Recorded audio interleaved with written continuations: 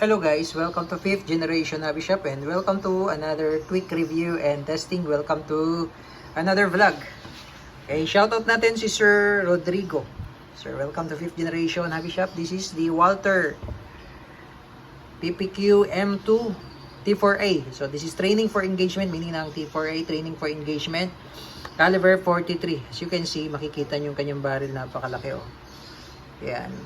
Halos magkasing laki po yan ng barrel ng 45 caliber pistol. So ang bala nito ay rubber ball. Ayan, ito yung bala niya oh. Ayan. Ito po ay caliber 43. Rubber po, rubber. Ayan. At po pwede rin siyang balahan ng bulitas. So ang gamit natin is 10mm na bulitas. Ito yung bala niya. Ayan, ito yung 10mm oh. Ayan, yan ganyan siya kalaki. Ito yung bala ng airsoft, yung 5.95mm. Ayan, yan yung bulitas.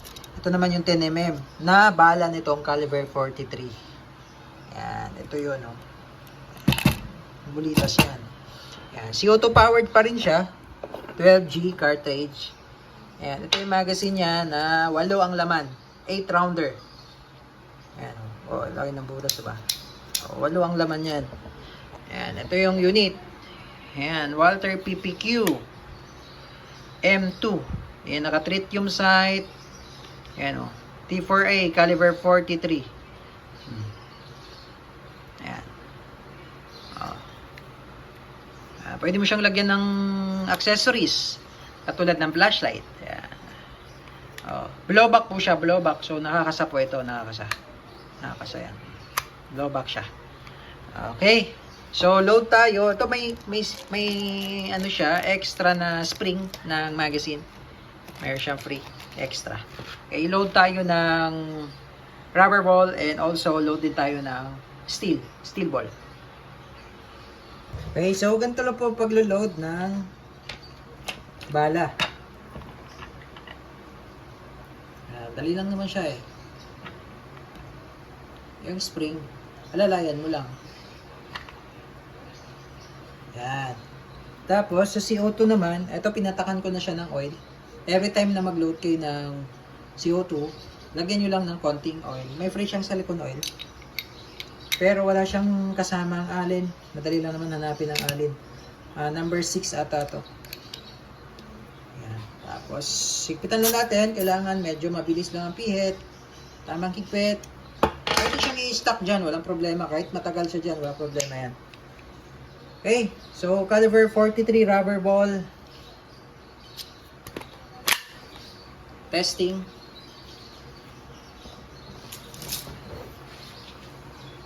Okay, firing. Pakita ko lang yung bala niya ay rubber ball, caliber 43. Okay, and firing. Tingnan nyo naman yung impact niya, no? Impact. Tumba yung plate sa lakas. Okay, 5 joules po siya, 5 joules. Oh.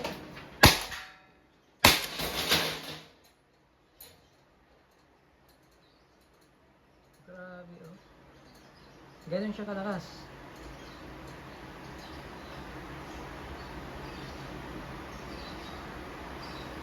Target natin sa bubble wrap dahil ang lakas eh. Tapos, subukan natin sa steel. Okay, so ngayon load tayo ng bulitas. Yung steel ball. 10mm.